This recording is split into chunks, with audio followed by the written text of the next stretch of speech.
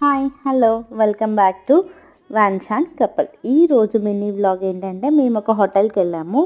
అది ఏంటంటే full village theme అనమాట. మొత్తం అక్కడ చూస్తే చిన్న చిన్న సామాన్లు ఇత్తడితో అన్నీ చేసున్నాయి. మొత్తం అంబియన్స్ మొత్తం చాలా బాగుంది. హోటల్ పేరే తిన్నాయి మెస్ అనమాట. సో చాలా బాగా నచ్చింది. ఫుడ్ కూడా చాలా బాగుంది. యాక్చువల్గా చెన్నైలో ఫుడ్ ఇది అంటారు కానీ ఇక్కడ బిర్యానీ మాత్రం చాలా బాగుంది. మేము చికెన్ బిర్యానీ విత్ 65 ఆర్డర్ ఇచ్చాము.